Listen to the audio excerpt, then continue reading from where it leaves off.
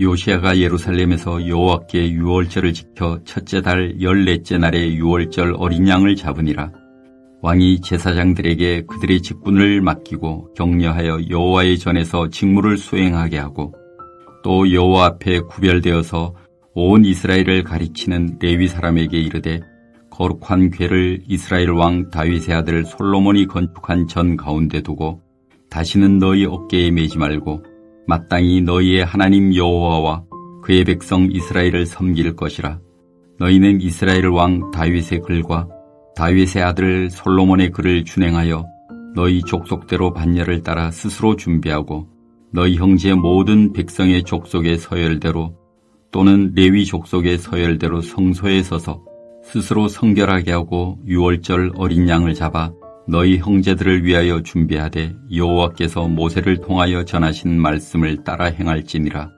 요시야가 그 모인 모든 일을 위하여 백성들에게 자기의 소유 양떼 중에서 어린 양과 어린 염소 3만 마리와 수소 3천 마리를 내어 유월절 제물로 주매 방백들도 즐거이 희생을 드려 백성과 제사장들과 레위 사람들에게 주었고 하나님의 전을 주장하는 자 힐기야와 스가랴와 여히엘은 제사장들에게 양 2,600마리와 수소 300마리를 유월절 제물로 주었고 또 레위 사람들의 우두머리들 곧 고냐냐와 그의 형제 스마야와 드다니엘과 또 하사랴와 여히엘과 요사밧은 양 5,000마리와 수소 500마리를 레위 사람들에게 유월절 제물로 주었더라.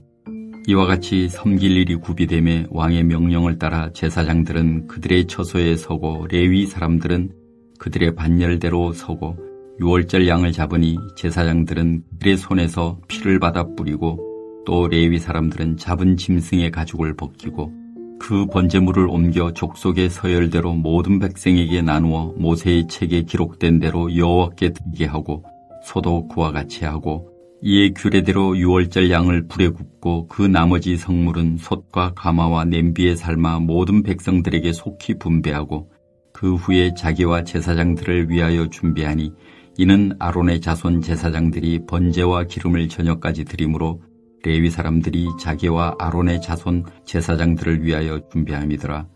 아삽의 자손 노래하는 자들은 다윗과 아삽과 헤만과 왕의 선견자 여두둔이 명령한 대로 자기 처소에 있고 문지기들은 강문에 있고 그 직무에서 떠날 것이 없었으니 이는 그의 형제 레위 사람들이 그들을 위하여 준비하였음이더라.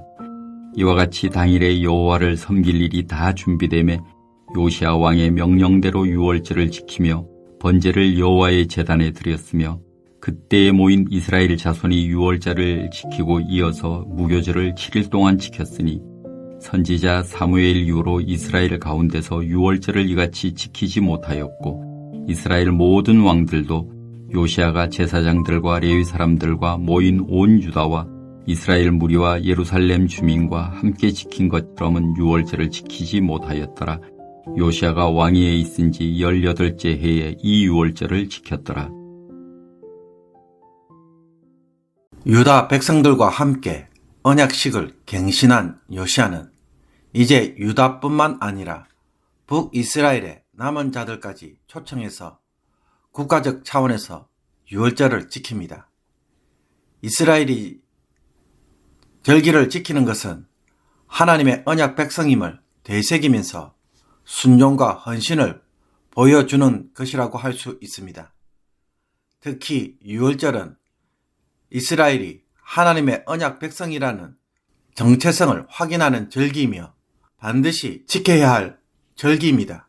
그리고 므낫세와 아몬 시대 동안 드려지지 않았던 유월절을 지킴으로 율법책에 담긴 심판의 말씀에 대하여 분명한 회개와 순종으로 응답해야만 했습니다. 요시야는 규례를 따라 예루살렘에서 1월 14일에 유월절을 지키며 이 날에 어린 양을 잡았습니다. 요시야는 이 절기를 지키기 위해서 제사장들에게 성전에서 직무를 잘 수행할 수 있도록 격려하였으며 레위인들에게는 언약궤를 성전 안으로 옮길 것을 지시합니다. 성전을 보수하는 동안 다른 곳으로 언약궤를 옮겨 놓았기에 다시 지성소로 가져다 놓도록 했던 것으로 보입니다. 요시아는 히스기야처럼 모세의 율법과 다윗과 솔로몬의 규례를 따라 유월절을 준비하도록 합니다. 제사장들과 레위인들은 가문별로 24반열을 나누어 직임을 맡았습니다. 이번에도 레위인들은 반열대로 성소에 서서 스스로 성결케 한 뒤에 백성을 위해 어린 양을 잡는 일을 하였습니다. 유월절 희생 제사를 위해 요시아는 자신의 소유에서 어린 양과 어린 염소 3만 마리, 수소 3천 마리를 내어 백성들로 하여금 제물로 삼게 하였습니다. 유다 백성들뿐만 아니라 북이스라엘의 남은 자들도 많이 참여했기 때문에 히스기야 때보다 훨씬 더 많은 희생 제물을 제공하였습니다. 왕이 이렇게 헌신하자 방백들도 백성과 제사장들과 레위 사람을 위해 즐거이 희생 제물을 드렸으며 성전의 우두머리인 hil기야와 스가랴, 여히엘은 양 2600마리와 수소 300마리를 제사장들을 위해, 레위 사람들의 우두머리 6명은 양 5000마리와 수소 500마리를 레위 사람을 위해 유월절 제물로 드렸습니다. 이렇게 섬기는 일이 준비되자 왕의 명령에 따라 제사장들과 레위 사람들이 직무를 수행합니다. 레위 사람들은 유월절 양과 염소를 잡았고 아론의 자손 제사장들은 그 피를 받아 율법에 따라 제단에 뿌렸습니다. 그리고 레위 사람들은 번제물로 바칠 짐승의 가죽을 벗겼으며 번제물은 백성의 서열에 따라, 즉 각 족속과 가문에 따라 나누어 주었습니다. 이에 백성들은 제사장에게 제물을 가져다가 율법에 기록된 대로 하나님께 번제를 드렸습니다. 수소도 규례를 따라 번제와 화목제물로 드렸습니다. 제사를 드린 후 유월절 규례에 따라 유월절 제물은 불에 구워졌고 나머지 화목제물은 속과 가마와 냄비에 삶아 백성들에게 신속히 분배하여 먹게 했습니다. 속히 분배한 이유는 첫 유월절에 출애굽을 위해 음식을 신속하게 먹어야 했기 때문에 그것을 따라 한 것입니다. 백성들에게 음식을 나눠준 후 레위 사람들은 자기들과 제사장들과 나머지 레위인들의 몫을 준비하였습니다. 제사장들은 백성을 위해 번제와 화목제를 드리느라고 저녁까지 바빴기 때문에 그들의 몫을 준비하였던 것입니다. 그리고 레위인 찬양대와 문지기들의 몫도 준비하므로 그들이 자신의 처소에 서서 임무를 충실히 행할 수 있었습니다. 이처럼 요시야 시대에 유월절과 7일 동안 무교절을 지킨 것에 대하여 17절에서 19절은 어떤 평가를 내립니까? 역대기 저자는 요시야가 왕위에 오른 지 18년째 되던 해에 유월절을 지켰다고 하면서 사무엘 이후로 지금까지 규모와 준비에 있어서 가장 성대한 유월절로 평가합니다. 지금까지 이스라엘의 모든 왕들도 요시야처럼 제사장들과 레위 사람들, 온 유다와 이스라엘 무리와 예루살렘 주민과 함께 다 모여서 유월절을 제대로 지킨 적이 없었기 때문입니다. 게다가 유월절 제물에 대하여 왕과 방백뿐만 아니라 성전을 섬기는 자들까지 동참하였으며 그 규모가 엄청났습니다. 유월절을 준비하는 일에서도 율법대로 날짜를 지켰을 뿐만 아니라 철저하게 왕의 명령과 모세와 다윗의 규례를 따라 준비하면서 순종하였습니다. 또 직무를 행함에 있어 제사장들과 레위인들 역시 잘 준비되어서 섬겼습니다. 그러므로 역대기 저자는 가장 규모가 크고 성대한 유월절을 치르므로 요시야의 신앙개혁과 부흥이 단지 우상을 제거하거나 제도를 정비하는 것에 그치지 않고 하나님과의 언약에 따라 순종하며 하나님을 예배하는 삶을 회복하는 일까지 나아갔음을 보여줍니다. 이스라엘 백성들에게 유월절은 자신들이 누구인지 그 정체성을 바로 세우고 새롭게 하는 절기입니다. 언약의 백성으로 살며 그것을 즐거워하는 것입니다. 그러므로 이 절기가 성대하게 진행되었다는 것은 그 일에 모든 백성이 즐겁게 참여하며 누렸다는 것입니다. 이런 점에서 성도는 신앙생활을 의무로 하는 것이 아니라 하나님의 은혜의 축제에 참여하는 사건으로 하나님의 구원을 즐기는 마음으로 해야 할 것을 보여줍니다.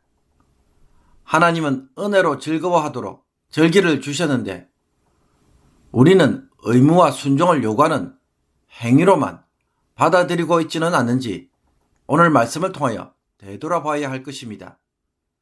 특히 오늘 본문은 유월절이 하나님의 율법과 다윗의 규례대로 행하였음을 많이 강조하고 있습니다.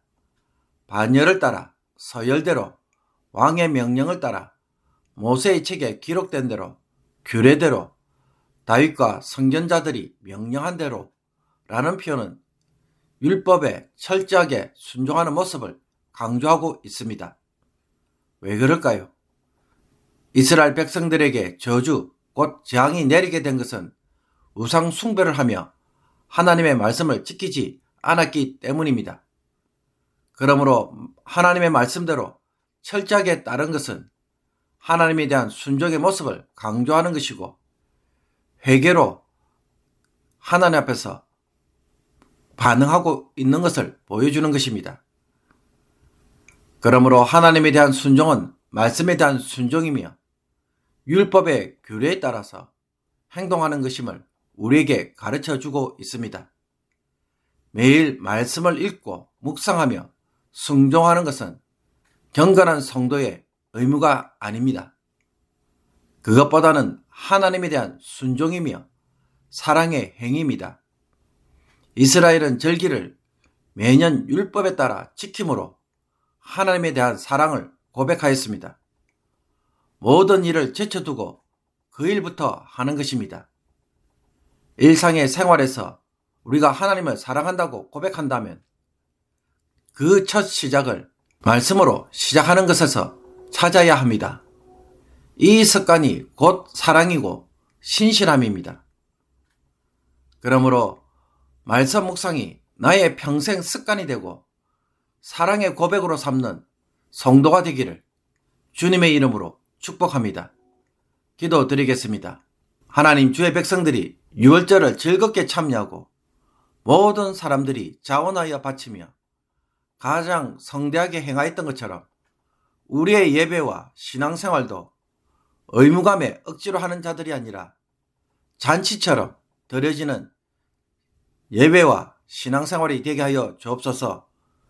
매일 아침마다 말씀으로 시작하는 삶을 평생의 습관으로 하나님을 향한 변함없는 순종이 되게 하여 주시며 하나님에게 우리의 사랑을 고백하는 자들이 되게 하여 주옵소서.